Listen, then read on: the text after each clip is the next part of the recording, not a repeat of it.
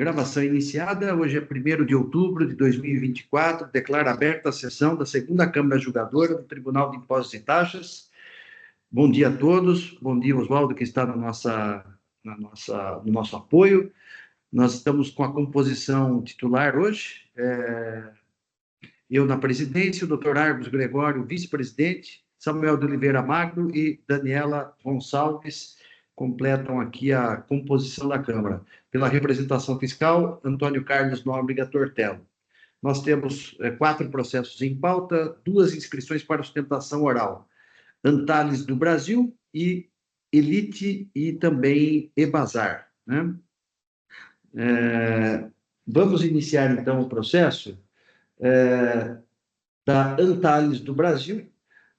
A relatora, a doutora Daniela, o AIN é o 4000094.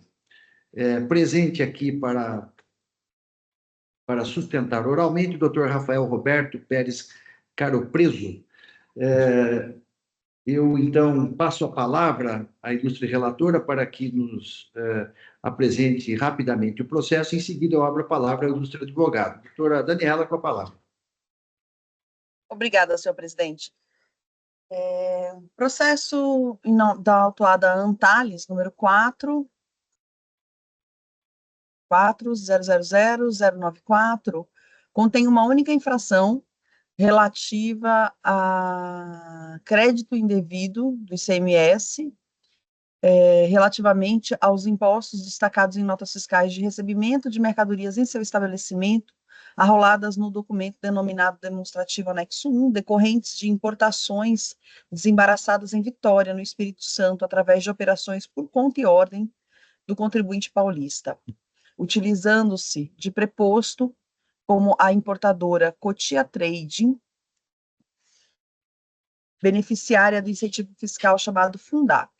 As operações são importações efetuadas por Antares do Brasil Produtos para a indústria gráfica, nas quais o imposto deveria ter sido recolhido para o Estado de São Paulo. Tratando-se de operação de importação na modalidade por conta e ordem de terceiros, conceituada pela Secretaria da Receita Federal, através das instruções normativas 225 de 2002 e 247 de 2002, o entendimento da Secretaria da Fazenda de São Paulo é o constante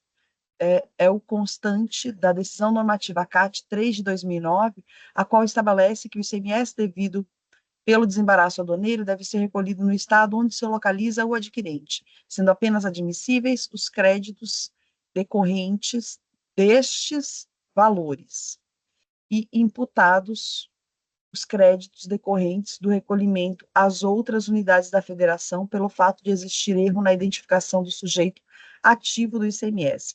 Então, esse aqui é aquele processo de guerra fiscal lá do Fundap, que teve aquele convênio para reconhecimento dos créditos pelo Estado do Espírito Santo.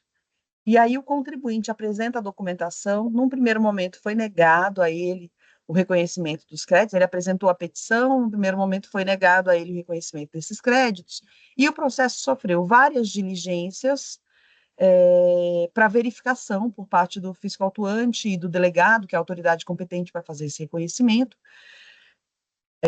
para verificação da situação desses recolhimentos, se seriam reconhecidos ou não. A última diligência retornou com a informação da delegacia de que não estavam convalidados os créditos tomados, né, de que não estavam reconhecidos os pagamentos e, portanto, não seriam convalidados os créditos tomados. Teve várias diligências para efetuar essa situação, várias oportunidades em que o contribuinte juntou documentos. Então, hoje, o processo que nos vem para julgamento é esse processo com essa uma única infração e essas diversas diligências. Então, aqui já é um retorno de diligência, tá, senhores? E aí acho que eu gostaria de pedir para o contribuinte, então, já que ele se apresentou para fazer a sustentação oral, o patrono muito diligentemente, gostaria de pedir que o maior foco, acredito que tenho muita dúvida com relação ao direito aplicável ao caso. A questão é realmente o foco na questão das provas e nos comprovantes. Então, se o doutor puder focar nisso, né? Isso, dar um foco maior nisso, agradeço. Mas, claro, o doutor é livre para fazer a sua sustentação oral naquilo que... É que esse é o meu maior ponto de dúvida nesse processo. Claro, então, claro. Obrigado, Obrigado, Obrigada. doutora Daniela, pelo resumo aí, ficou muito claro aí a tramitação do processo e o ponto aí que está sendo discutido. Eu passo, então, a palavra ao doutor Rafael Caro Preso, né, para que apresente a sua sustentação oral pelo prazo regimental. Doutor Rafael, com a palavra. Muito obrigado, doutores. Muito bom dia. Já agradeço inicialmente a atenção e todo o cuidado que essa segunda Câmara tem sempre no julgamento dos casos. A doutora Daniela, acho que ela pontuou muito bem toda essa situação fática. Então, a gente está falando aqui de um caso do Fundap, né, daquele anterior àquele protocolo firmado entre o Estado do Espírito Santo e o Estado de São Paulo.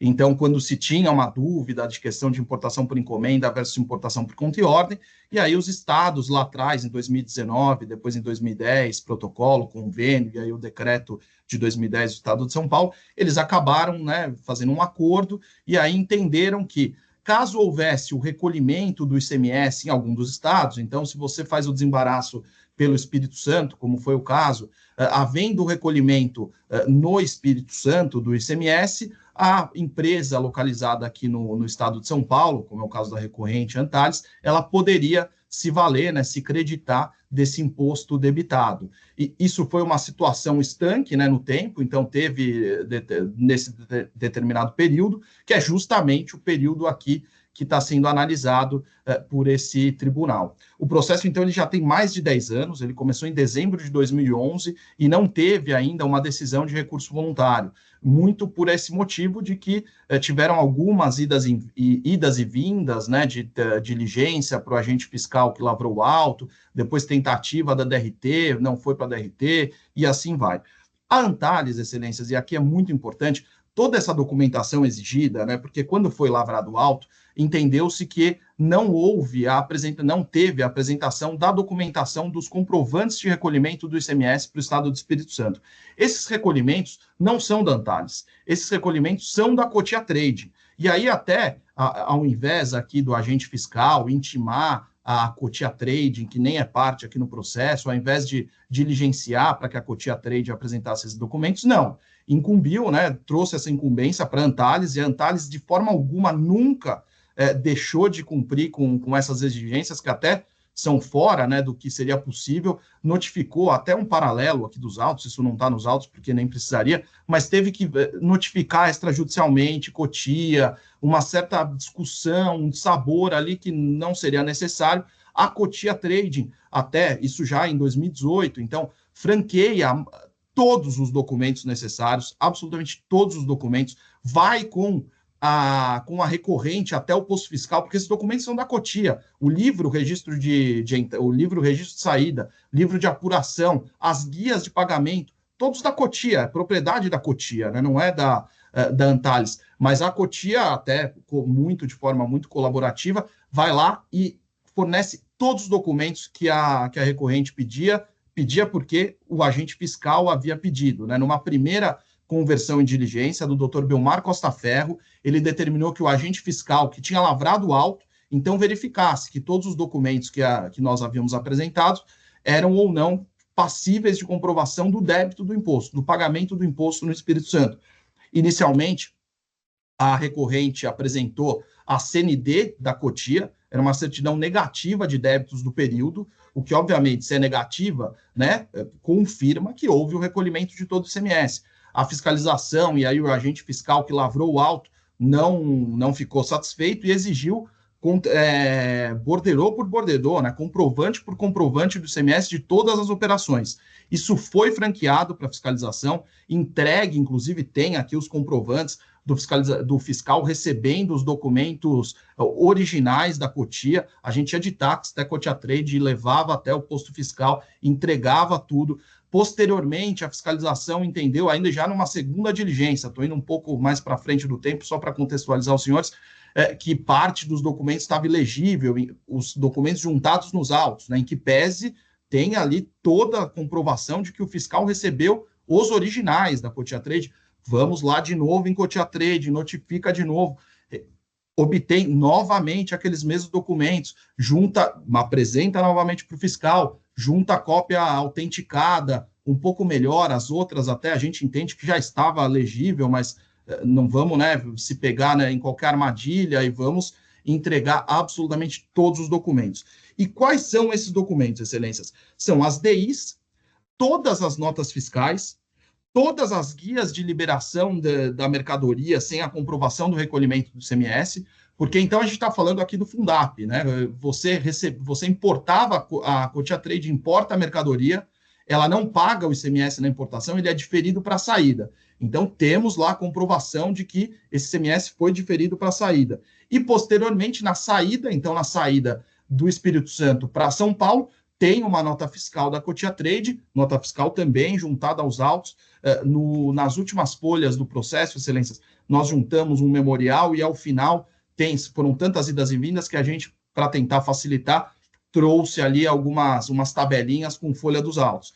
E aí traz as guias de pagamento do ICMS e o livro registro de apuração, porque, por óbvio, Vossa Excelência sabe muito mais ICMS do que eu, julgando há tanto tempo aqui nesse Tribunal de Impostos e Taxas, você não tem um recolhimento por nota fiscal, você tem a apuração mensal. Então, na apuração mensal, e aí, de novo, Cotia Trade fornece o livro de apuração. Então, tem ali a apuração mensal, você vê a nota fiscal de saída, vê o destaque do ICMS, os créditos que a Cotia Trade tem de outras operações, então estamos falando não só Cotia Antares, estamos falando Cotia, todos os seus clientes ali, todos os adquirentes, e temos as guias de pagamento do débito do ICMS, né, o resultado do período de apuração, em absolutamente, excelências, todas as guias. Então, guias, e aí temos DI, as notas fiscais autuadas, guia a guia, e a folha dos autos. E aí, mais uma vez, como a apuração é mensal, então tem a explicação. Por exemplo, no mês de agosto de 2006, estamos falando de 2006, período já bem pretérito.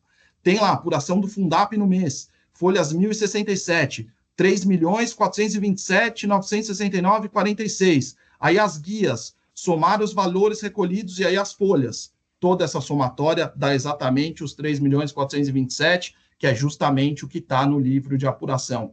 Então, assim, não há a menor sombra de dúvida de que esse recolhimento foi feito, de que o ICMS foi...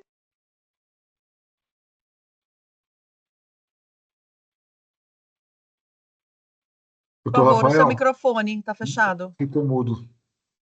Desculpa, voltou? Então, não há dúvida aqui, enfatizando, obrigado, que esse recolhimento foi efetuado. As folhas 1984, na primeira diligência que o doutor Belmar determina que o agente fiscal, que foi o responsável pela lavratura, analisasse toda essa documentação, que aí ele vai, pede todos esses documentos, é franqueado, os originais, juntado, as cópias autenticadas, ele vai de forma ali categórica, ele confirma, os documentos apresentados comprovam o débito do imposto pelo importador. Aí, depois disso, aí já numa nova composição da nona Câmara, a nona Câmara determina a remessa dos autos para a DRT, para que ela, então, dado toda essa documentação comprobatória, extinga o crédito nos termos ali do decreto. O que acontece? Não vai para a DRT, vai para um outro fiscal. Aparentemente, o fiscal que lavrou o auto tinha aposentado. Aí ele fala que os documentos não estão legíveis, traz novamente todos os documentos. Aí vai para a DRT. Aí a DRT, de forma muito simplória, é assim, uma decisão de uma linha, não restou comprovado de forma inequívoca o recolhimento do ICMS para as operações elencadas no auto de infração. Com todo respeito aqui à DRT, como não restou, né? Assim, eu não consigo pensar em nenhum documento faltante. Tem CND, tem livro de apuração e as guias de recolhimento. Eu não tenho mais o que apresentar. Assim, não é, eu poderia estar falando aqui, de uma operação de 2006, aí estamos aqui em 2024, faltou uma guia, né? Vossas Excelências poderiam relevar quase 20 anos da operação, mas não, todos os documentos foram apresentados. Por isso, Excelências, aqui o que se pede também não é uma decisão extraterrestre, uma coisa para Antares, não.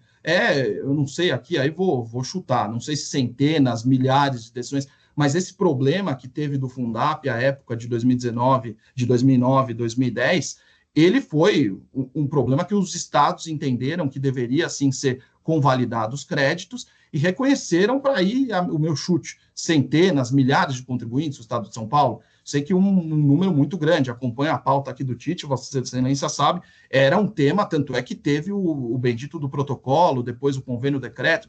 Então, assim, não se pede uma decisão diferente, só se pede uma decisão que respeite o que aconteceu para todos esses contribuintes, e aí, mais uma vez, reforçando a diligência e todo o zelo da Antares em buscar e em trazer absolutamente todos os documentos, Excelência. São essas as minhas considerações, eu fico aqui à disposição.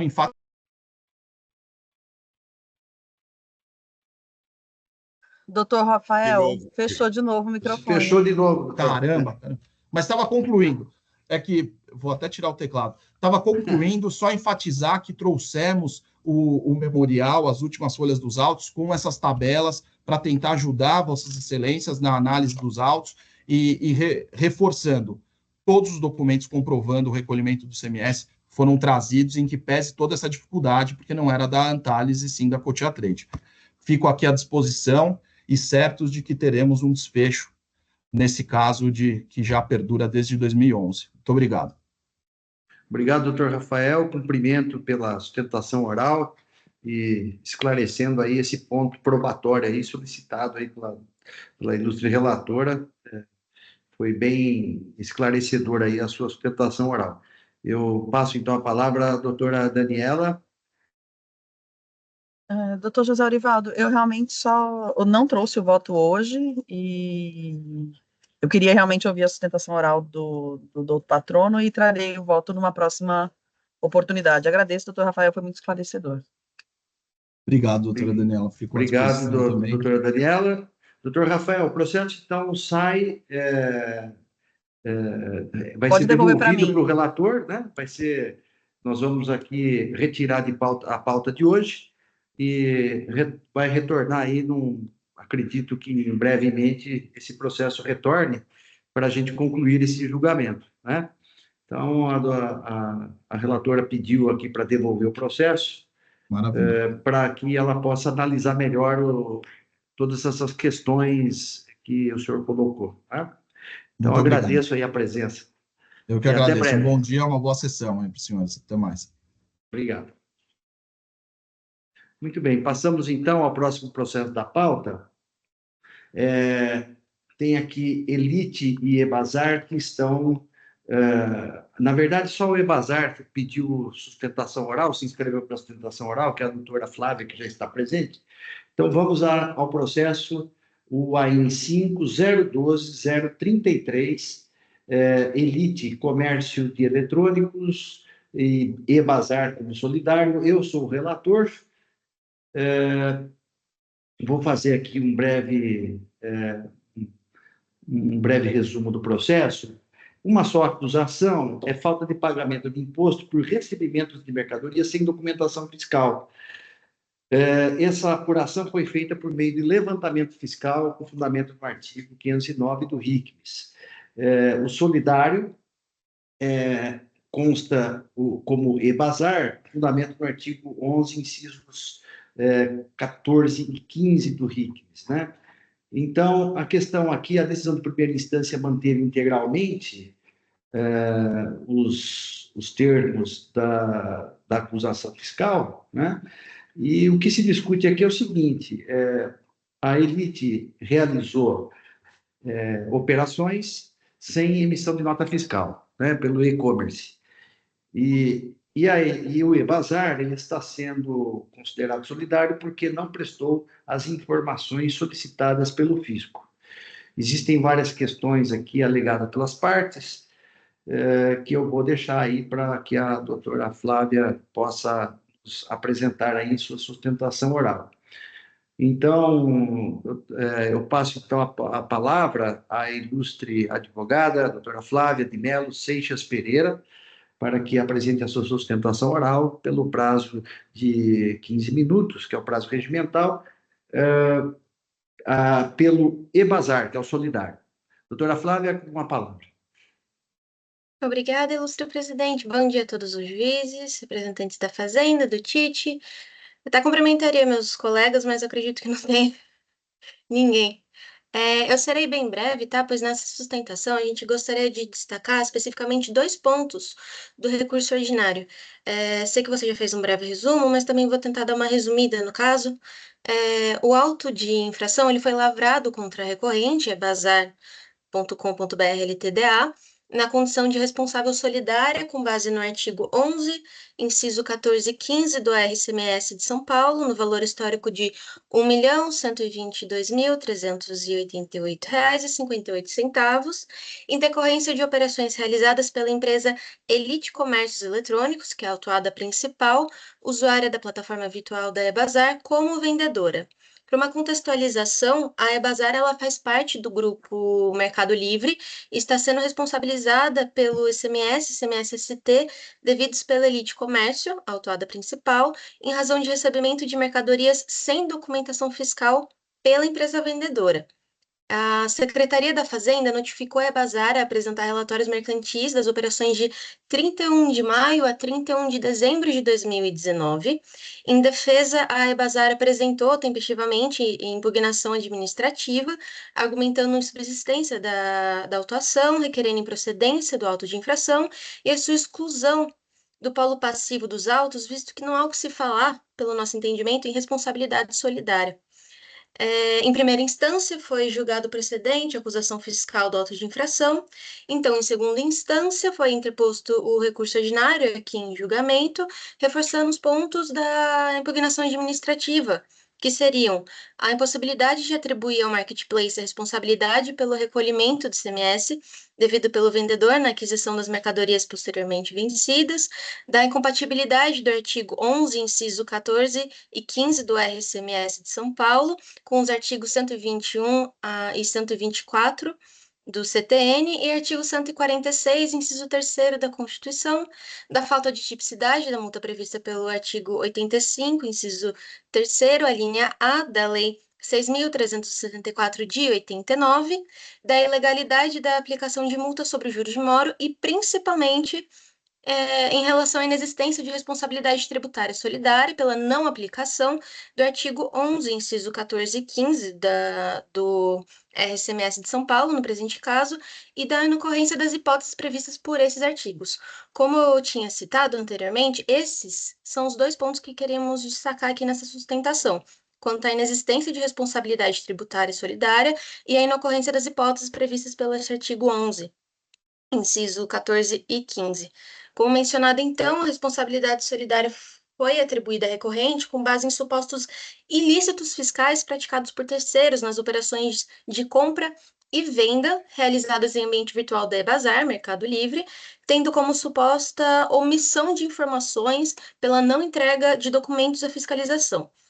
Porém, a autuação fiscal, a constituição do crédito tributário, ela está sendo pautada nas informações constantes no Siscom. E como a gente sabe, o Siscom ele foi regulamentado pela Secretaria da Fazenda do Estado de São Paulo, pela Portaria CAT 156 de 2010, que dispõe que os prestadores de serviços de intermediação comercial, como o caso da Ebazar, devem fornecer informações via Siscom. Desse modo, justamente pela autuação fiscal estar pautada nas informações constantes no Siscom, deve ser afastada a responsabilidade solidária prevista pelo artigo 11, inciso 14 e 15 do RCMS, já que as informações requeridas pelo fisco foram prestadas pela recorrente, como a gente pode observar nas folhas 10 a 52 dos autos, aplicando ao presente caso a excludente prevista pelo artigo 5º da Portaria CAT, a 156 de 2010, que dispõe que, quando prestadas as informações previstas por essa portaria, os marketplaces deixam de ser solidariamente responsáveis pelas operações realizadas por seu intermediário. Além do mais, a gente ressalta que a Ebazar, ela forneceu à fiscalização todas as informações acessíveis a respeito à autuada principal, a Elite Comércio de Eletrônicos, como a gente acabou de destacar nas folhas 10 e 52 e também nas folhas 253 a 318 dos autos. Ou seja, entendemos que a Ebazar ela agiu de boa-fé, transparência e colaborou com o fisco. Ela forneceu todas as informações que estavam e estão ao seu alcance. A fiscalização, entretanto, imputou a Ebazar a obrigação de apresentar documentos que ela não possui, além dos que ela já apresentou. Isso foi argumentado na impugnação administrativa e está sendo reiterado agora no recurso. Ainda que a fiscalização entenda que não foram fornecidas todas as informações, a Ebazar ela não foi informada sobre quais documentos, quais informações especificamente estariam faltando para a autuação fiscal, o que demonstra a fragilidade do procedimento fiscal. Então, portanto, requeremos a reforma da decisão de primeira instância, reconhecendo a inaplicabilidade do artigo 11, inciso 14 e 15 do RCMS de São Paulo e, consequentemente, a exclusão da recorrente, ebazar.com.br LTDA, do polo passivo da autuação fiscal.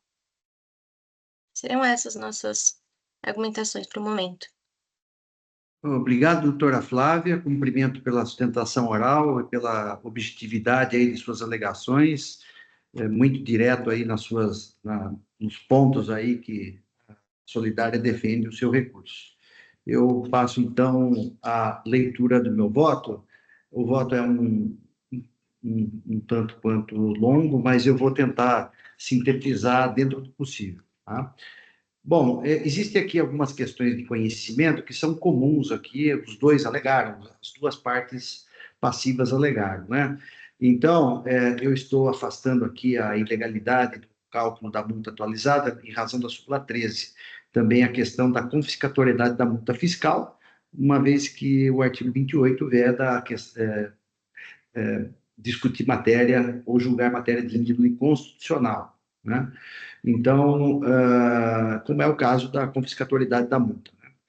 E também há um pedido genérico aqui do autuado, né, do devedor principal, de redução da multa, mas não pode ser aplicado porque a infração implica em falta de pagamento do imposto. Em relação ao recurso do autuado, existe aqui uma preliminar de nulidade da infração e da decisão recorrida.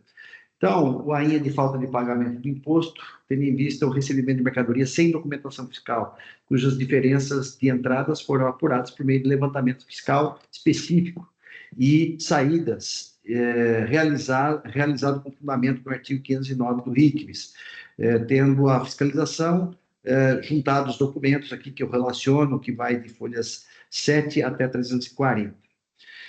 Entendo que os requisitos do artigo 34 da Lei 13.457 estão presentes, né? Então, eu faço aqui algumas considerações a respeito dos requisitos do artigo 34 e entendo que todos os requisitos estão presentes. Ressalto que houve descrição dos fatos pela fiscalização que são suficientes para identificar a identificação, o item 1 do AIN, tudo corroborado pelos documentos de folhas 7 seguintes, assim indicados, sendo desnecessário transcrever mais uma vez os termos da acusação fiscal intestíria, da qual me reporto. O cerne da controvérsia administrativa tributária é justamente a configuração ou não da infração imputada, tendo em vista as operações apontadas pelo fisco, sem emissão de notas fiscais no âmbito do e-commerce. Segundo o fisco, por conta desses fatos, foi constituído o crédito tributário com fundamento do artigo 203 do RICMES. Desse modo, a descrição dos fatos infracionais e a indicação do fundamento legal de clareza meridiana, não acarretando, por consequência, violação ao princípio da ampla defesa, tanto que houve percussiente impugnação quanto ao mérito da acusação fiscal. O crédito tributário está adequadamente motivado por provas, de modo que quaisquer outras questões relativas à qualidade ou insuficiência desses elementos é matéria atinente ao mérito recursal.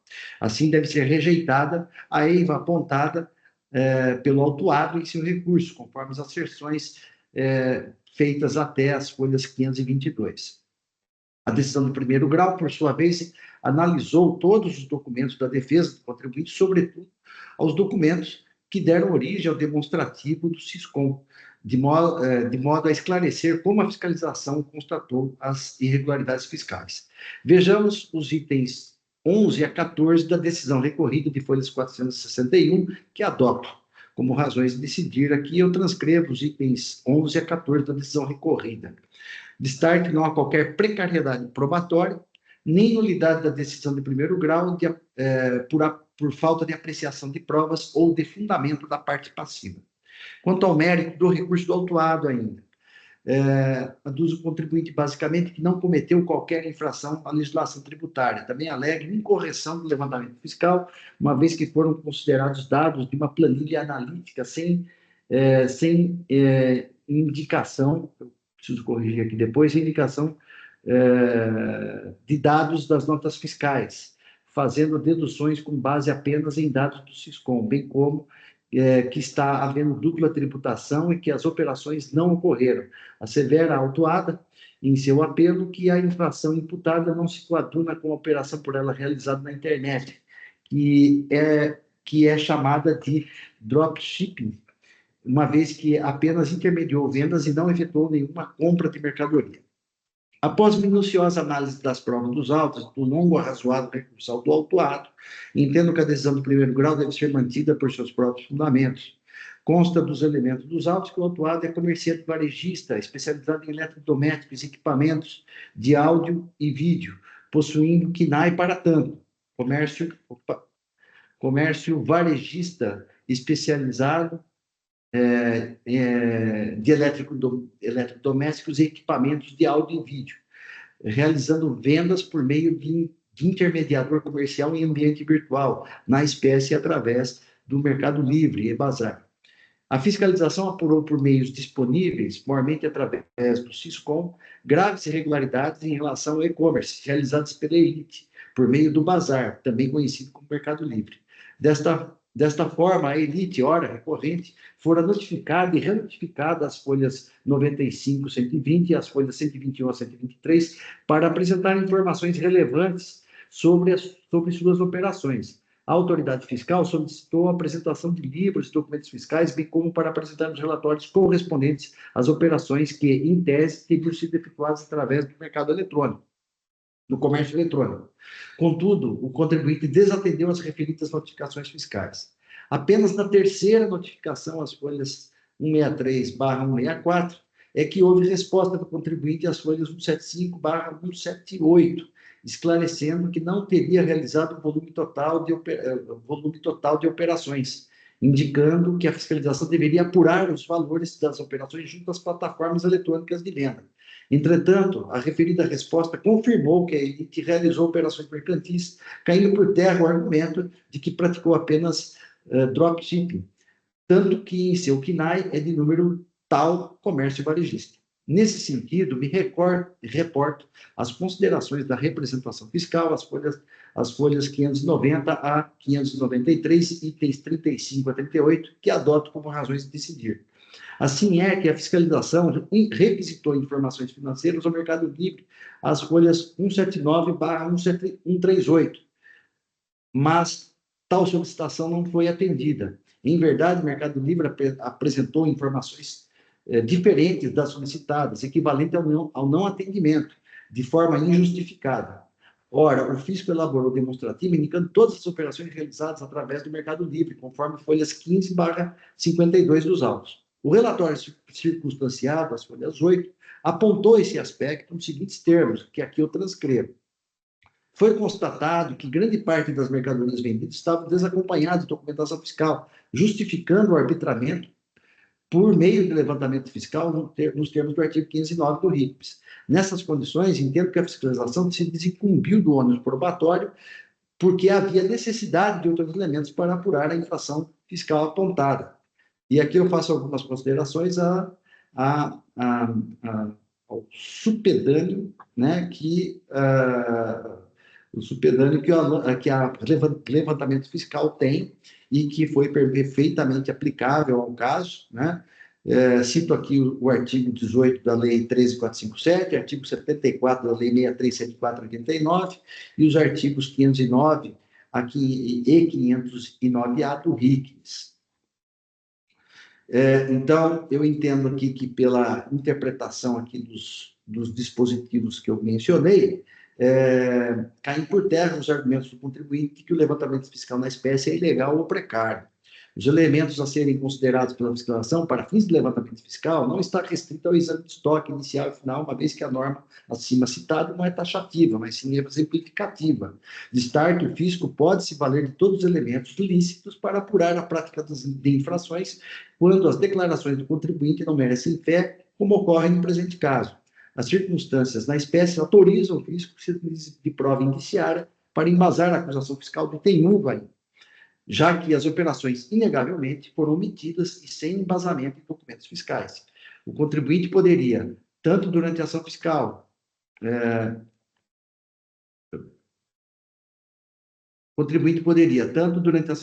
quanto por ocasião de sua defesa, dentro do contencioso administrativo tributário, fazer prova de suas alegações e impugnar a imputação da infração fiscal ou dos valores de forma objetiva e com provas, mas sequer juntou qualquer documento para contrapor o trabalho fiscal. Pelo contrário, fez alegações genéricas, vindo a confirmar a acusação fiscal. Então, faço aqui também então, algumas considerações da legalidade, no presente caso, do arbitramento, né?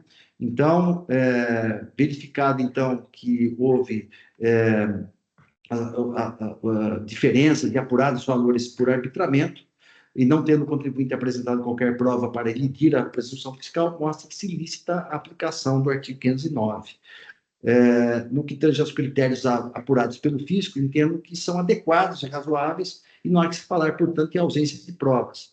O arbitramento consistiu na apuração das operações de entrada omitidas, a partir das informações prestadas por intermediadores de compras online, armazenadas no sistema Siscom, que foram fornecidos pelo Ebazar, demonstrando que o contribuinte operou diretamente no e-commerce. Diante disso, restou comprovada a saída de mercadoria sem documentação fiscal e o consequente recebimento de mercadoria sem documentação fiscal, simplesmente porque o contribuinte nada trouxe para elidir tal presunção.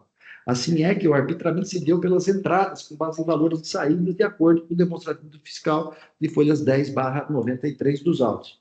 Daí a exigência do ICMS com a incidência do IVA relativamente às mercadorias sujeitas à submissão tributária nos termos dos artigos tais, e o base de cálculo conforme artigos tais. Para as mercadorias não sujeitas à submissão tributária foi utilizado o IVA único, equivalente a 60%. Não havendo qualquer indicação de erro aritmético, reputo como correta a apuração do crédito tributário. Com efeito, em relação ao item 1 do AIN, a infração ao artigo 203 restou comprovada. Finalmente, quanto à questão da solidariedade da própria elite, né? Ela também é solidária em relação ao imposto a IST. Não pode ser acolhido o argumento de que o Ebazar informou que não encontrou movimentações da elite, contradizendo as informações prestadas no âmbito do Siscom, em cumprimento da portaria CAT 156 de 2010. Portanto, incide a regra do artigo 11, inciso 11, também, inclusive, ao inciso 12 e seu parágrafo 1º do RICS.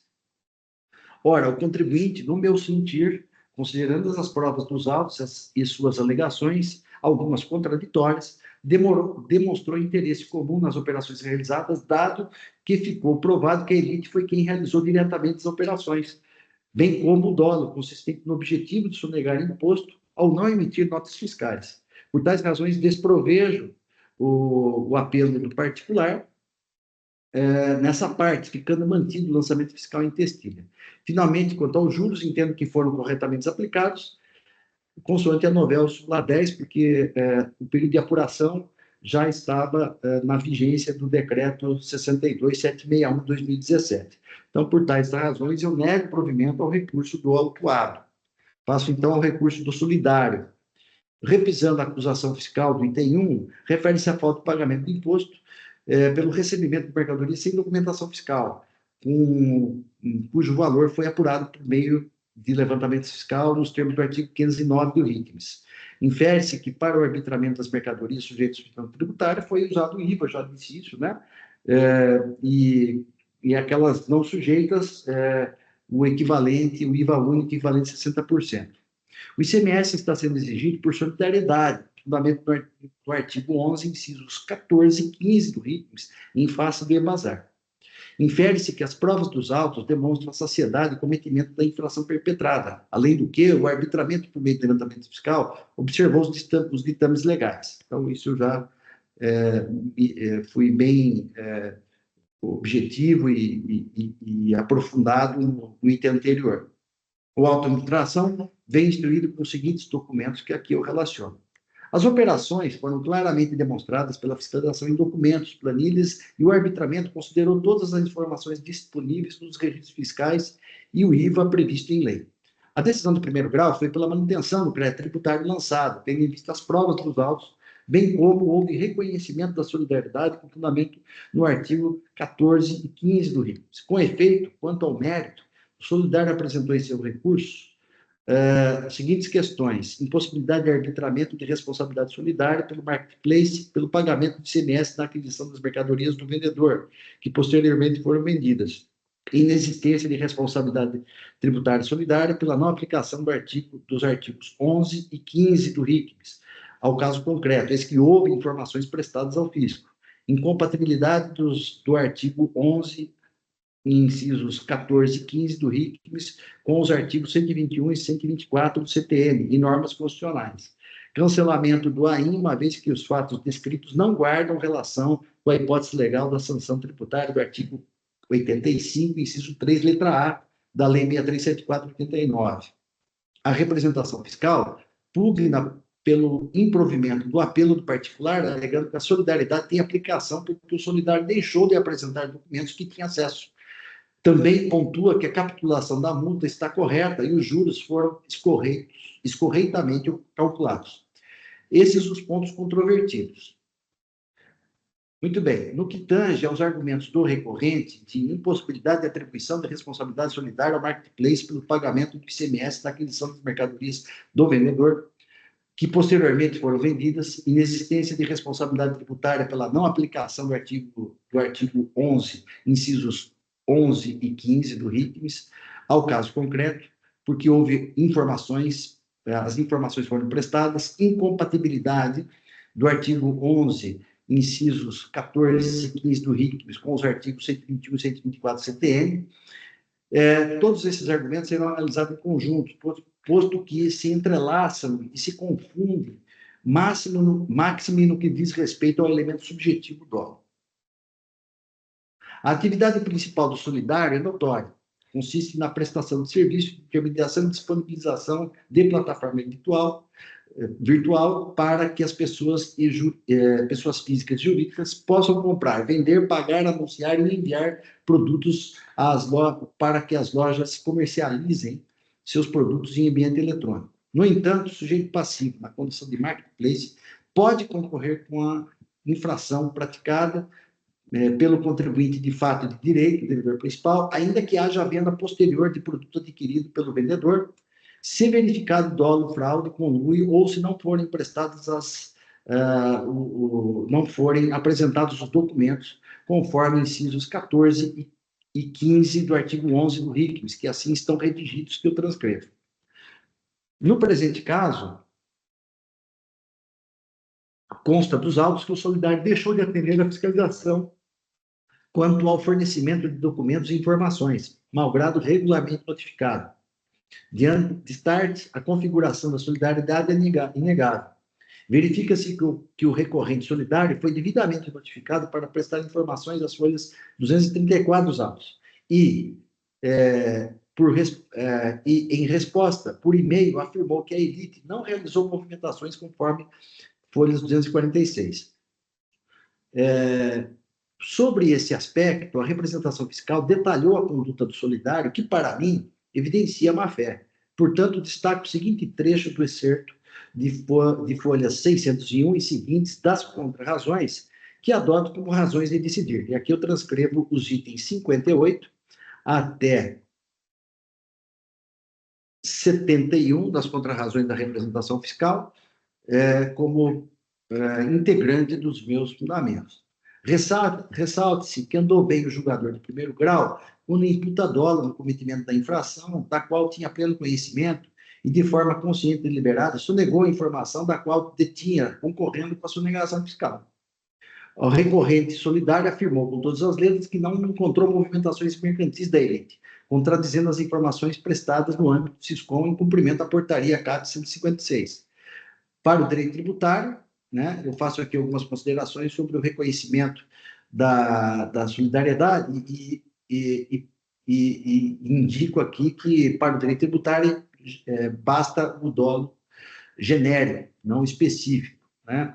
E também a doutrina da professora Maria Rita Ferragutti, que chama a atenção aqui a questão da dinâmica da fraude, que são aqueles elementos periféricos que a gente verifica para a caracterização ou não do elemento subjetivo dolo, né?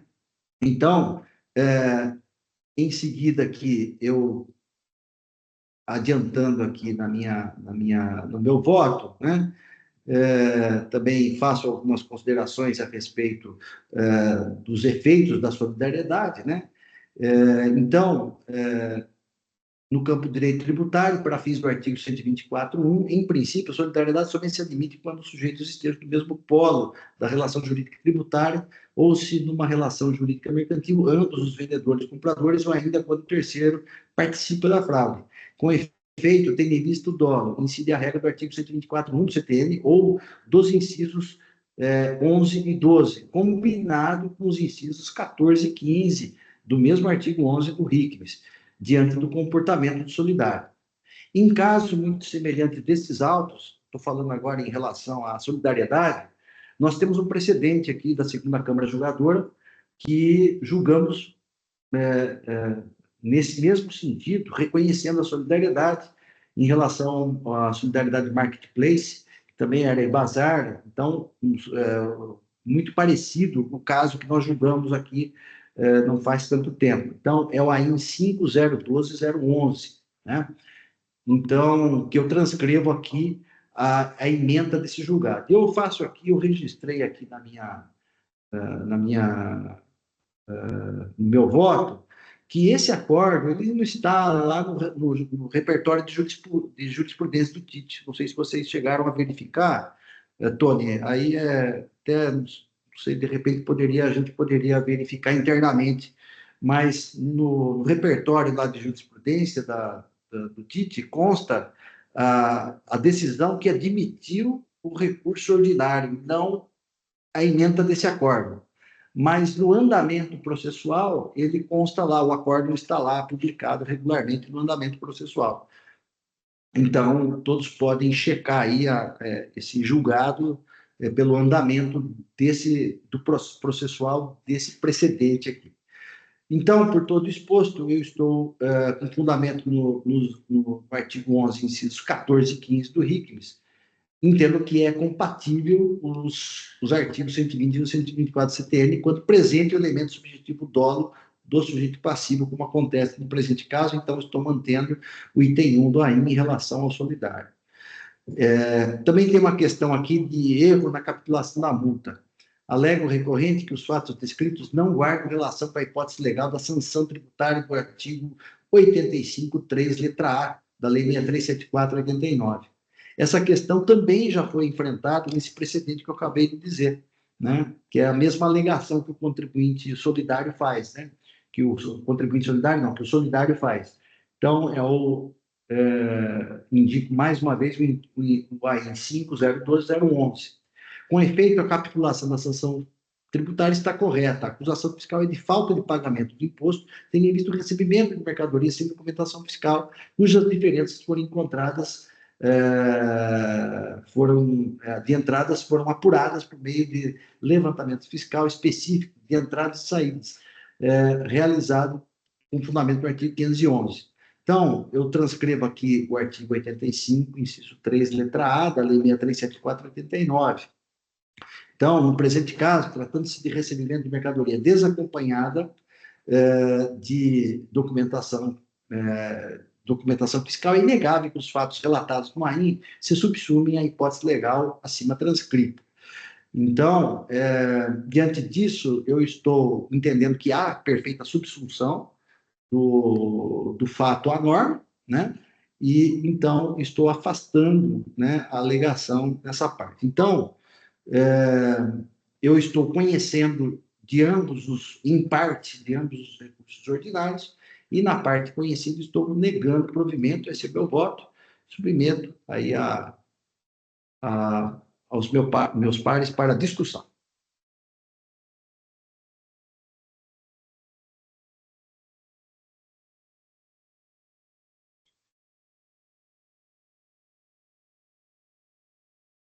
Bem, não havendo inscritos, estou, então, encerrando os debates.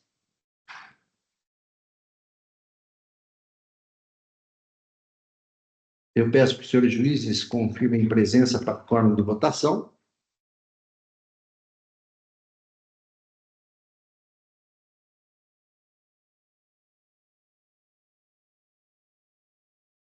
Todos confirmados, processo em votação.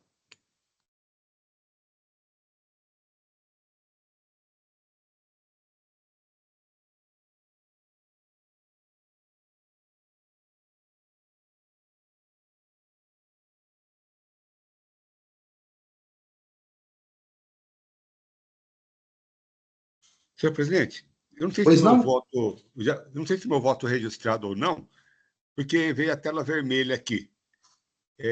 Só confirme, por favor, que se meu voto já está.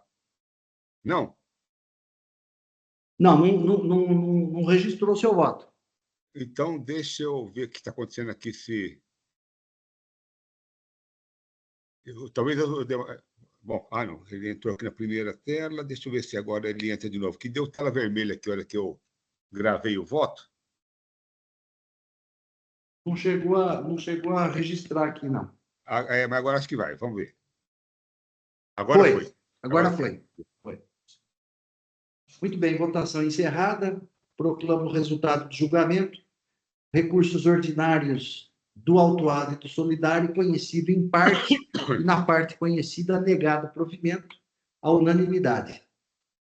Agradeço a presença da doutora Flávia, cumprimento mais uma vez pela sustentação oral, e passamos ao próximo processo da pauta com o encerramento desse julgamento. Obrigada, gente. Bom dia. Bom dia. Muito bem. Então, restou só um processo, que é o processo do Rumos Distribuidor de Petróleo, o AIN 4098238. Temos dois processos, presidente. Hã? Temos dois processos. Peraí. Tem o Argos tem o seu também, né? Doutor Argos, desculpe, doutor Argos, tem um recurso de ofício, né? Aliás, foi o primeiro a ser enviado aqui para o nosso grupo para análise. Desculpa. Então, vamos para o Rumos Distribuidor de Petróleo, o AIN 4098238, relator doutor Samuel de Oliveira Magro. Não há inscritos para a sustentação oral. Eu passo, então, a palavra diretamente ao doutor Samuel para que apresente seu voto. Obrigado, senhor presidente. Bom dia a todos. Eu gostaria... Esse caso aqui, são várias acusações, mas o que nos interessa especificamente aqui é o item 7 do AIN, né, que fala que acusa a autuada de deixar de pagar ICMS em determinado período, referente a notas fiscais de etanol hidratado combustível emitido por fabricante não credenciado perante a Cefaz, de São Paulo. O caso aqui... Bom, esse processo já foi... São 7 acusações, foi reduzido o item 6, alguns itens foram derrubados na primeira instância e foram restabelecidos na Câmara Superior, né? Na primeira instância, depois aqui já foi o julgamento, né, do recurso ordinário de ofício, aqui, não aqui, né, mas em Câmara Ordinária, foi para a Câmara Superior, e efetivamente na Câmara Superior os itens 3, 4 e 7 foram restabelecidos, só que ao restabelecer ficou uma questão subsidiária que voltou para nós reduzirmos, né, que decidimos, que é uma questão da recapitulação da multa do item 7. Então, a Câmara Superior restabeleceu o item 7, no entanto, como ele havia sido cancelado originalmente, ficou sem sentido essa discussão na Câmara Ordinária, né? Subiu para a Câmara Superior, ela restabeleceu o item 7, no entanto, ela manda de volta para a Câmara Ordinária para que a gente analise exclusivamente essa alegação de recapitulação da multa aplicada no item 7. Por isso que só esse item que aqui nos interessa nesse julgamento. né? Esse item 7 é exatamente esse que eu coloquei, que é o não pagamento do imposto na entrada da mercadoria.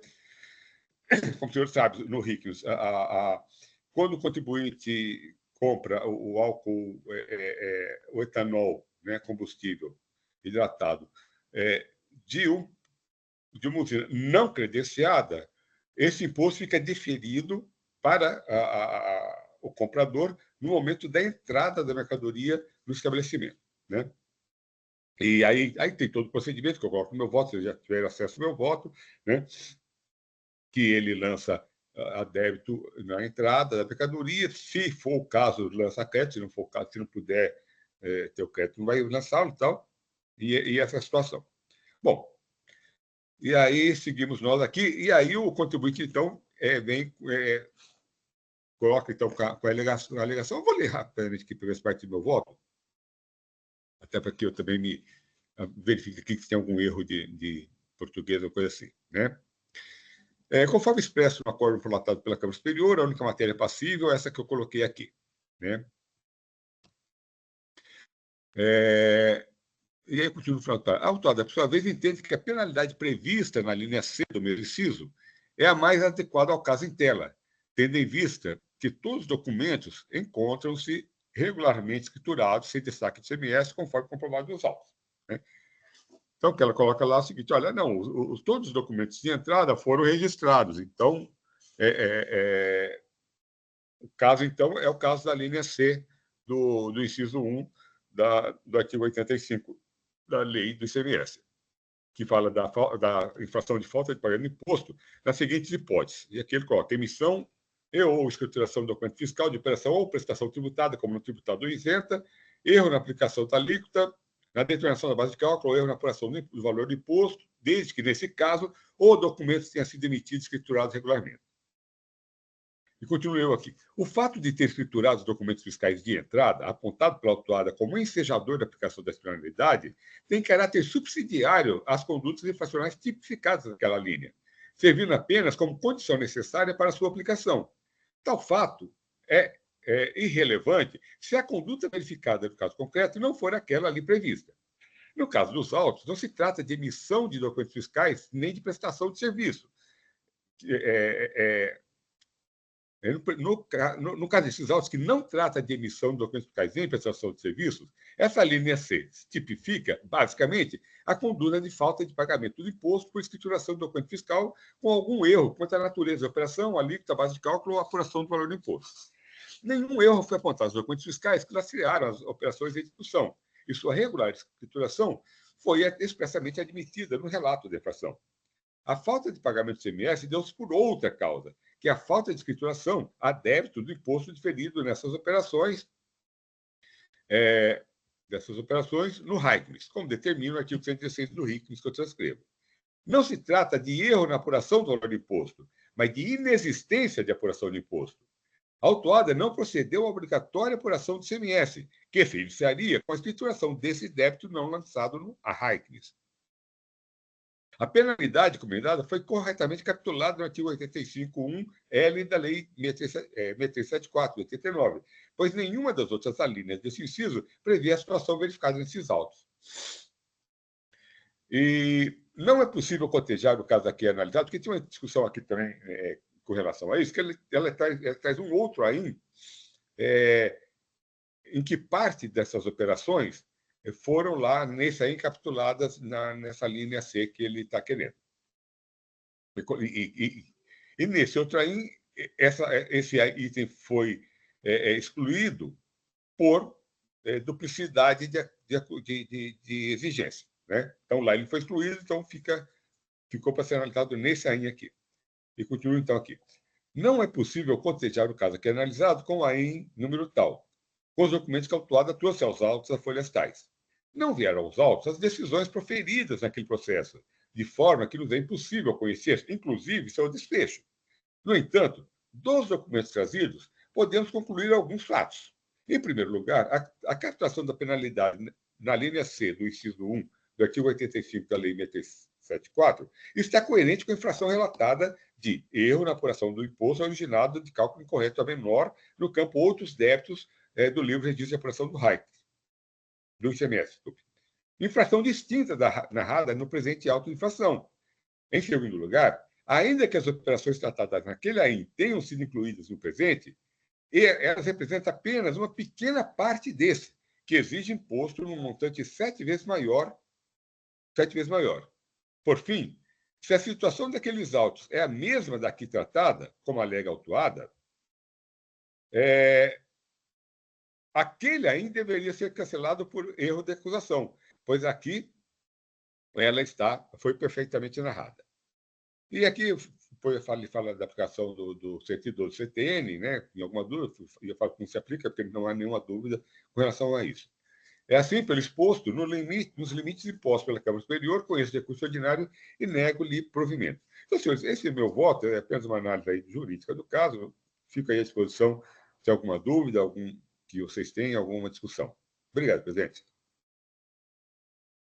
Também cumprimento Samuel, ilustre relator do processo, pelo voto.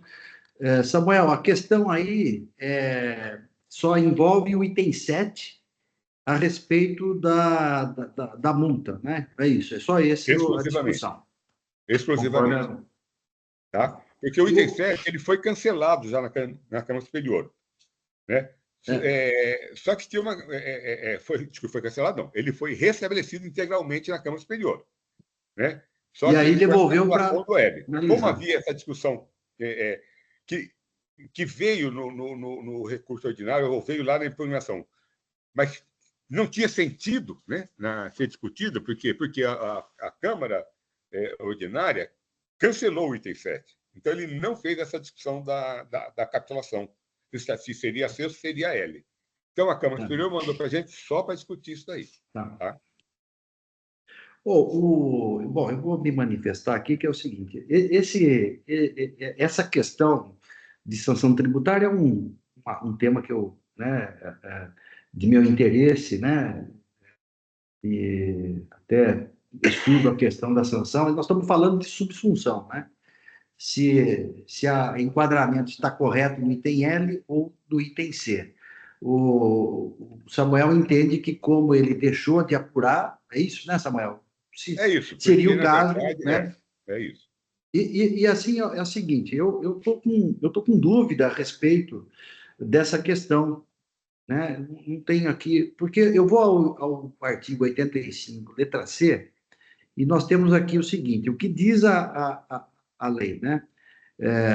O que diz o artigo 85.1c: falta de pagamento do imposto nas seguintes hipóteses: emissão ou escrituração de documento fiscal de operação ou prestação tributada como não tributada, ou isenta, erro na aplicação da alíquota, tal. No caso aqui, ele escriturou, mas não indicou que não seria tributada. É isso? Não, senhor presidente, não é o caso.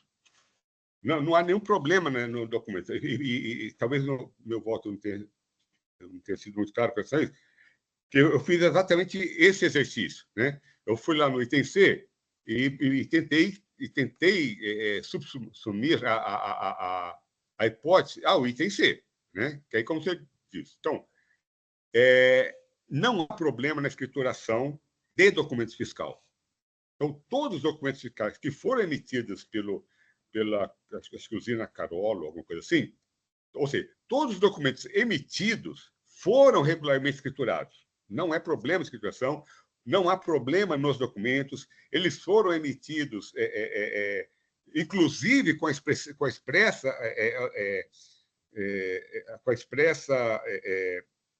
citação de que era caso de diferimento. Então, não há nenhum problema nem na emissão de documento fiscal pela usina e nem da escrituração desses documentos fiscais pelo autuado. Não há problema com relação a isso. A questão é outra. O problema foi que o que ele tinha que ter feito era lançar esse débito, o débito que foi lançado no documento fiscal, ele tinha obrigatoriamente que lançar a débito direto no Hackmes. E ele não lançou no Hackmes. Então, não se trata de problema de escrituração. Não é problema de escrituração. Ele não levou um débito à apuração, que é que ele tinha que fazer. Né? E também não é uma questão de uma operação tributada que ele considerou não tributada. Também não é esse o caso. Não se discute. Ele sabia que era tributada, isso estava expresso no documento, havia o destaque do ICMS no documento, com a informação de que esse ICMS estava diferido. Então, também não é problema de considerar uma operação tributada como isenta. Também não é essa a questão. Simplesmente ele não se debitou. Entendeu? É essa a questão. É falta de pagamento de imposto. Está correta. Falta de pagamento de imposto. Então, e também não há erro com relação a todos aqueles elementos lá. Ou seja, isso que eu queria deixar claro no meu voto, pelo jeito de comunicar, que não há nenhum problema na documentação que embasou essa operação. Né? Não há problema nem no documento emitido pela Carola, pela usina, tá? Acho que é Carola, mas não há problema nem no documento fiscal emitido pela Carola e nem na escrituração desse documento pelo autuado. A única coisa que aconteceu aqui é o que ele não fez. Não é qualquer problema que tenha tido, é questão de omissão. Ele deveria ter pegado esse imposto e declarado no Hackmes, quando da entrada da mercadoria no seu estabelecimento. Ele não fez isso. Tá? É essa a situação do caso aqui. Por isso que eu entendo que não se aplica ao item C. Não há nenhuma subsunção dos fatos ao item C. Ô, Samuel, se você não se importa, eu queria dar uma olhada, porque é uma situação bem específica, bem diferente essa, né? Eu queria dar uma olhada melhor e até tem um outro aspecto que eu não sei se você poderia me esclarecer. Eu fui eles indicam, você menciona no voto seu aqui, que eles mencionam um precedente, o 4.111.890, dígito 0. Mas esse número está correto? Porque eu não consegui achar esse número, parece que não está batendo aqui. Quando eu entro no sistema de consulta de jurisprudência do TIT, esse número parece que não é encontrado. Será que tem algum dígito aí que não... Deixa eu olhar aqui se não tinha, seu presidente. Dá uma olhada, porque me parece que esse número, salvo engano, não consegui encontrar no sistema. Pode ser que eu tenha eu errado aqui. Deixa eu olhar aqui Dá uma conferida para mim, por favor. É uma coisa que me chamou a atenção também, até se menciona, ele não junta a decisão, né? Junta documento, não junta a decisão. Mas como ele menciona o precedente, eu queria dar uma olhadinha nesse precedente que eles o contribuinte mesmo menciona, mas esse número eu não consegui identificar aqui na... Tá. Deixa eu só confirmar aqui, porque, na verdade, ele traz recurso de então, ele traz o auto, né? Ele traz o auto de infração. Deixa eu ver se eu acho ele aqui na...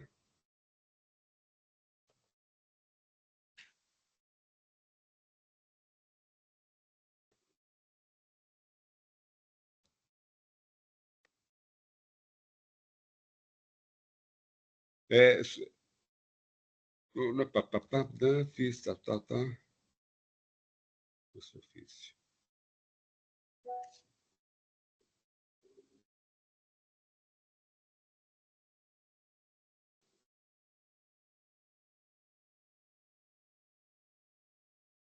Bom, senhor presidente, se... Eu tentei de qualquer ver se era o maneira... dígito que estava errado, mas o dígito não. Os dígitos, eu tentei do 1 até o 9 aqui. Não, mas do 0. não coloca dígito. Procura só pelo número. Lá aqui na consulta, a gente nem pode colocar o dígito. Não é esse o problema, não? Depende de qual o caminho que você faz aí, né? Você não está indo lá por andamento de processos? Não, andamento, eu fui pela jurisprudência mesmo.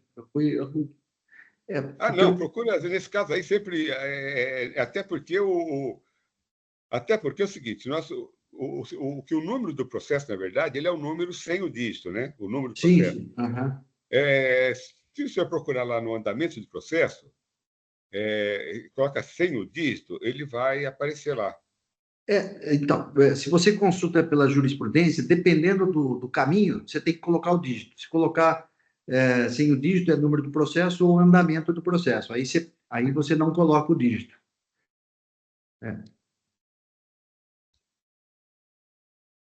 Mas, Samuel, eu vou fazer o seguinte, vou dar uma olhadinha em vista, e devolvo o processo rapidinho. Tem uma questão aí pontual, né, de subsunção só. Então, Tá bom, se a gente... Sei lá se se a vai gente... ter a oportunidade também de achar esse número aí e verificar. Que, na verdade, eu consultei, né? O processo, tanto que eu falei que foi cancelado, esse item foi cancelado, mas lá não há nenhuma discussão sobre a matéria que a gente está tratando aqui, porque foi cancelado simplesmente porque ele estava incluído aqui, né? E o que eu digo é o seguinte, se eu estivesse analisando aquele processo, eu iria cancelar no mérito, porque ia falar que porque não é o caso que está sendo tratado lá, né? Porque ele partiria da... O que acontece? Lá ele partiu da presunção de que o débito foi lançado, que esse débito foi lançado e não foi lançado, entendeu? Então, aquela acusação estaria errada. Então, por isso que eu digo, depois eu já fiz essa análise. Não tem, além de não ter vindo, né? Ou seja, ele traz o AIN no desfecho, mas eu sei o desfecho. Foi cancelado, mas foi cancelado por quê? Por duplicidade de... Enquanto eu entendo que ele deve ser cancelado no mérito, porque lá aquela operação é falsa, né? Porque ele não lançou esse valor a débito, porque lá está falando que ele lançou com valor errado, né? E não é o caso, ele não lançou, né? É Mas, ó, diferente aí. Tá bom. analisando aí, você vai achar lá, ele traz sim. o AIN no processo lá, você vai ver fácil lá. Tá bom. Assim eu vejo com calma, vamos procurar aqui consultar processo, né? Durante a sessão, já que eu vou tirar em vista. Então, olha, o processo, então, ele está saindo em vista. Então, estamos encerrando esse julgamento, né? Suspendendo, né? Na verdade, mas... Então, o processo sai em vista para mim. Passamos, então, agora sim, doutor Arcos, ao último processo da pauta. NPS do Brasil, farmacêutica, o AIN 4035709. Não há inscritos para sustentação oral, então eu passo a palavra para o doutor Argos, para que apresente seu voto. Doutor Argos, com a palavra. Presidente, obrigado. Bom dia a todos os colegas, bom dia ao pessoal de suporte, aqueles que eventualmente nos assistam. Presidente, este é um caso que eu reputo relativamente simples, para não dizer muito simples. É um recurso de ofício que se insurge ali contra a decisão de primeiro grau, que entendeu por bem o cancelamento do AIN, porque a fiscalização exigia do autuado um documento que a lei não exigia. Dá para entender o raciocínio do fiscal, dizendo, olha, você tem que comprovar essa ou aquela operação, me mostre, por favor, os comprovantes da transportadora, ou seja, o que for, e o contribuinte, desde sempre, alegou, olha, eu mostro tudo que eu tenho, todos os documentos que eu tenho, mas a obrigação destes documentos e, eventualmente, de quaisquer esclarecimentos, não é minha. É junto da transportadora, da prestadora de serviço. O meu contrato social não tem essa atividade, com quem eu comercializei isso também não tem essa atividade, portanto, não é comigo, né? Por favor, fique à vontade, notifique o responsável, por aí vai, eu colaboro com tudo aquilo que eu puder, né? E nessa esteira, desta esteira argumentativa, isso foi ofertado ao julgador de primeiro grau, que entendeu realmente, falou, não, independente de ter ocorrido ou não aquilo que se perquire aqui nesse auto de infração, fato é que não cabe à autuada a apresentação desse documento, não tem a autuada o dever nem de ter este documento em seu poder, nem de guardar esse tipo de documento sob os seus cuidados, portanto, entendo que andou mal a fiscalização e cancela o presente auto de infração. Evidente que se recorreu de ofício, o parecer da representação fiscal busca, e sempre assim o faz de meio combativo, e merece aqui todos os nossos elogios, mas busca o restabelecimento do AIM, no sentido de que não, mas para a comprovação disso seria importante que o autuado tivesse esse documento, ou faria sentido que tivesse esse documento, ou seria razoável que tivesse o documento. Bem, muito bem. Para não cansá-los aqui com a leitura do voto, meu voto vocês já conhecem, mas vai no sentido de manutenção da decisão de primeiro grau, sob o fundamento de que realmente o contribuinte autuado não tem a obrigação nem da guarda, nem da apresentação dos documentos que ensejaram a autuação. Portanto, entendo pela correção do quanto decidido pelo juízo de primeiro grau, entendo o raciocínio da representação fiscal no sentido de, mas seria razoável que tivesse, poderia ter apresentado, mas efetivamente a argumentação do juiz de primeiro grau é muito forte no sentido de que, a despeito de poder ter apresentado ou de que seria razoável que tivesse tais documentos, a lei não o obriga e a lei não diz que ele deva portar, guardar e apresentar tais documentos. Portanto, presidente, se o senhor me dispensa da leitura do meu voto, já que não temos aqui representantes do contribuinte, é nesse sentido, de manutenção da decisão de primeiro grau e do não provimento ao recurso de ofício manejado. Obrigado, doutor Argos, pela síntese de seu voto. A representação fiscal está pedindo a palavra. E depois o doutor Samuel também. Pois não. Obrigado, senhor presidente. Queria começar cumprimentando mais uma vez o doutor Argos pelo voto, sempre muito claro e objetivo, o que facilita bastante a nossa discussão. No entanto, aqui há elementos nos autos, no sentido exatamente contrário à conclusão que chegou o ilustre relator. Vejamos o que aconteceu. Houve aí uma transferência de mercadorias entre matriz e filial, uma transferência interestadual de mercadorias entre matriz e filial.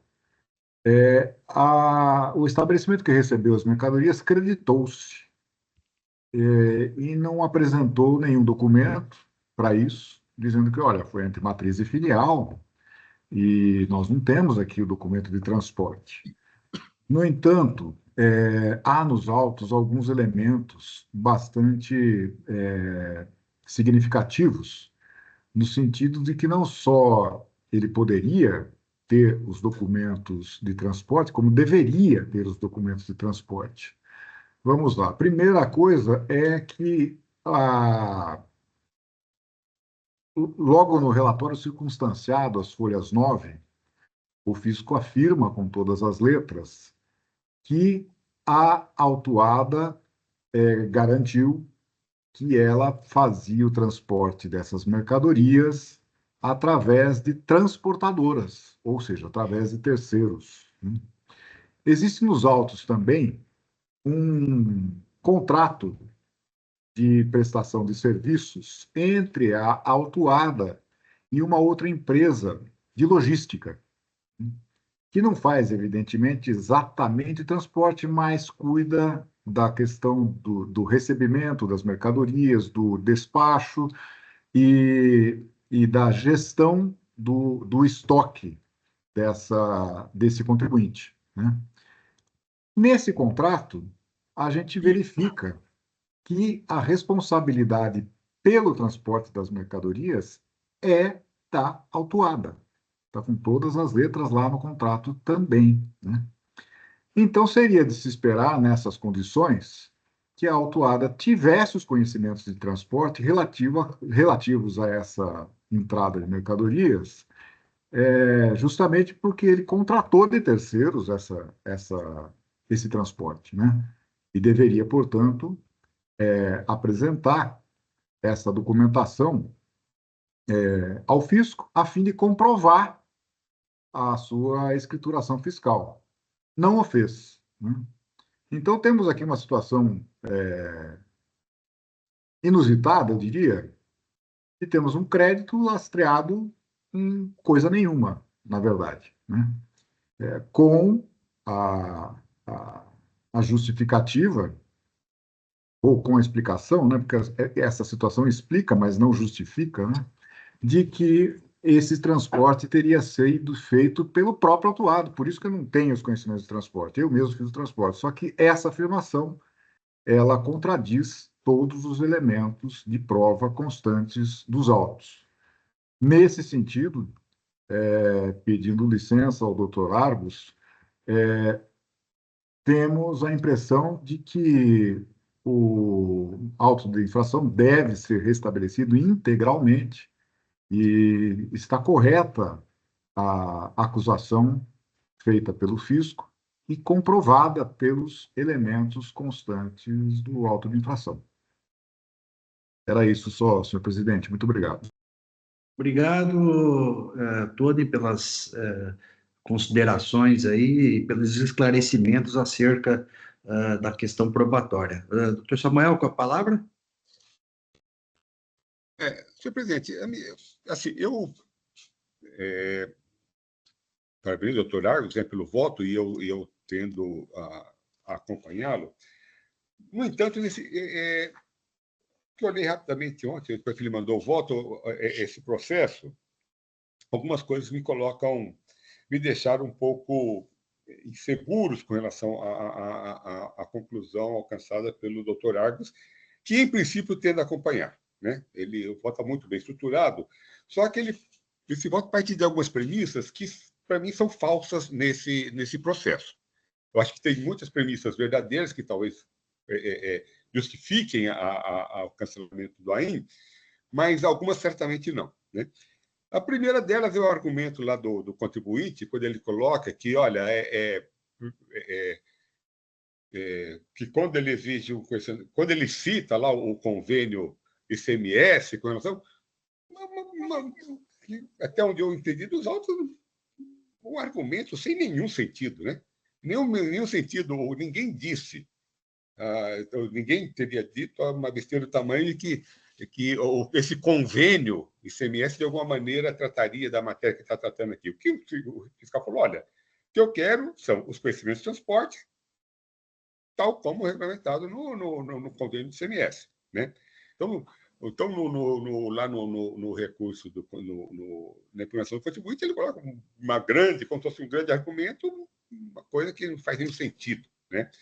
E que é uma premissa que não está nos autos. Né? Em nenhum momento o fiscal se embasou de qualquer convênio ICMS para descaracterizar as operações. O que ele falou é o seguinte, olha, o que eu quero é que se houve um transporte, houve um conhecimento de transporte, e esse conhecimento foi regulamentado pela lei tal. O que eu quero, ele nem precisaria ter citado isso, nem precisaria ter citado. Então, essa é uma questão que ficou... E quando alguém começa a usar de argumentos muito sem sentido, você precisa entender por que são esses argumentos, ou se eles fazem sentido ou não. Né? No primeiro momento, não fez nenhum sentido para mim esse argumento. A segunda questão é que...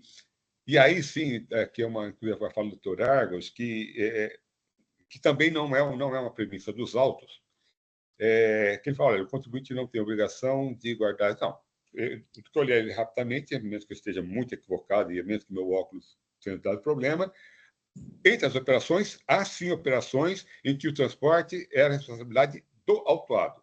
Porque, na verdade, se você pegar a maior parte das operações, o transporte é por conta da filial lá de Santa Catarina, né? Mas há sim transporte por conta da autuada, certo? Então, sim, ela tem obrigação de apresentação. E com relação aos outros, são de uma filial, né? Da empresa do mesmo grupo. Qual a resistência dela se resolver do problema simplesmente pegando isso daí? Ou seja, né? Por que eu levaria uma discussão de algo que para mim é tão simples de resolver? Né?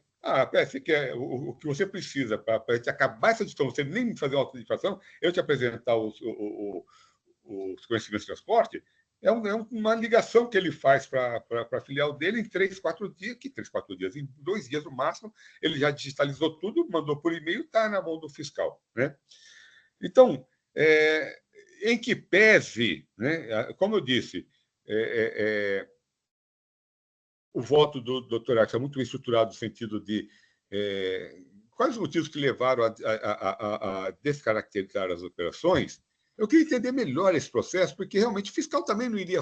Se o fiscal não tivesse elementos também muito fortes, ele também não iria descaracterizar. Não há nenhum problema com relação à filial, ela existe. Né? Não há nenhum problema com relação à recebedora, ela existe. Não há nenhum problema com o depósito que armazena, ele existe. Então, ou seja, não é aí o problema. Então, se o fiscal... Eu queria olhar o processo mais detidamente para entender exatamente por que o fiscal chegou a essa conclusão da não existência desse direito ao crédito. Lembrando sempre que direito a crédito, como sempre, cabe ao contribuinte comprovar esse direito. Né? Não o contribuinte não tem nada a ver com isso, está aí e tal. Não. É a obrigação dele comprovar a existência do crédito. Por outro lado, eu concordo um pouco com a argumentação do doutor Antônio Carlos Tony, né, que quando ele coloca a questão do contrato que ele teve com a empresa de logística aqui, né, eu quero entender exatamente em que sentido, em que contexto está essa questão do que a autuada assumiu o transporte da mercadoria, né? Se ele só assumiu naquele contrato, que também não é muita coisa, que ele fala, olha, seguinte, o meu contrato com a logística é o seguinte, a minha obrigação é colocar a mercadoria dentro do seu depósito. Ou seja, você não vai se preocupar com o transporte. E talvez dentro dessa lógica que tenha sido essa cláusula, né, que o transporte iria por conta do tomador de serviço logístico. Né? Então, não me parece que só essa declaração ela seja muito, muito forte no sentido de que o transporte teria sido por conta da autuada. Né? Mas também é um argumento que mereceria ser analisado. Do ponto de vista jurídico, em tese, então, a minha tendência firmemente é concordar com o doutor Argos de não restabelecimento daí, né, uma vez que ele, até o momento, ele está cancelado. Mas eu gostaria apenas de olhar melhor esse processo para ver essas questões que eu levantei aqui. Né? Por isso que eu estou pedindo vista aí, senhor presidente, e a gente já poderia colocar para a semana que vem, já esse processo, já retomar na semana que vem, porque essa é uma análise bastante objetiva ali desses pontos que eu coloquei. Né? É só isso, presidente. Obrigado. Obrigado, Samuel, pelas considerações. O doutor Argos pediu a palavra. Não, presidente, agradecer aqui a intervenção de Samuel. Eu sempre penso e sempre repito aqui publicamente que eu acho absolutamente salutar sempre uma segunda análise, eventualmente um contraponto, mas só definindo ou relembrando algumas balizas. Primeiro, as teses foram fixadas pelo contribuinte. Essas teses não foram trazidas à nossa análise. O que está em análise é apenas e tão somente recurso de ofício. Então, a despeito dos argumentos do contribuinte terem sido bem ou mal manejados, não é isso que estamos analisando. Estamos analisando os argumentos do fisco. Né? Outra coisa, não fui eu que fixei as teses. Quem fixou a tese da resolução pelo cancelamento do AIM foi o juiz de primeiro grau. E eu, na verdade, apreciando o processo, me aprofundando nos argumentos da representação fiscal e na decisão prolatada, eu entendi pelo acerto da decisão, mas não fui eu que fixei tese alguma. Tá? E outra coisa, com relação ao ponto da empresa contratada, foi trazido aos autos, e eu fui, inclusive, citei parte desse documento, um contrato em que é um contrato de logística aonde não se tem ali previsto o transporte de mercadorias. Porque aquele contrato não diz respeito ao transporte de mercadorias. Então, o que se coloca aqui é ótimo, um contraponto, acho, mais uma vez, acho salutar, mas se houvesse algum problema entre matriz e filial, por que se imiscuir da apresentação de tais... A questão não é essa, não tem problema nenhum entre a matriz e a filial, é justamente o contrário. O que se afirma é, vamos lá, aquilo que foi feito, transportado por mim mesmo, é evidente que eu não tenho conhecimento de transporte. Aquilo que foi feito por uma empresa terceira foi feito talvez por uma transportadora e não por essa empresa de logística. A fiscalização eventualmente foi em cima da empresa de logística ou se ateve ao contrato firmado entre a recorrente e a empresa de logística, e esse contrato não é o contrato de transporte. Então, assim, não tem o que apresentar, porque não é nem essa empresa de logística, nem a filial, nem a matriz. Mas, de toda sorte, para não me estender aqui, acho que está colocada, as dúvidas estão colocadas aqui pelo Samuel, mais uma vez, é ótimo que reveja e dê talvez uma segunda opinião, ou mesmo, quem sabe, acompanhe o meu entendimento, e que, assim, as questões são essas colocadas, é absolutamente simples e acho salutar aqui a intervenção do Samuel. Muito bem. O Tony pediu a palavra. Representação fiscal, por favor. É só para acrescentar uma questão, aproveitando que o doutor Samuel também vai poder apreciar com mais detalhes esse processo. Logo em folhas 9, no relatório circunstanciado, no item 10, está escrito o seguinte: de antemão, havia a manifestação da NPS farmacêutica, que é autuada, né, de que todas as prestações de serviço de transporte são terceirizadas, sendo a transportadora Fischer e Resteiner do Brasil Logística S.A. a empresa contratada para tais fins. Assim, seria de se esperar que todas as transferências de mercadorias estivessem devidamente acompanhadas de emissão de conhecimentos de transporte. Enfim, me parece bastante inusitado até que se admita um crédito sem documentação fiscal correspondente, né? Ainda mais no caso quando existem elementos nos autos onde a própria autuada afirma que terceiriza o transporte, ao contrário do que suposto no voto do ilustre relator, não foi feito o transporte com a frota própria da autuada, né? Então, ficamos com essa questão para continuar a análise após a apresentação do voto do Dr. Samuel. Era só isso, senhor presidente. Obrigado. Presidente, Pois não.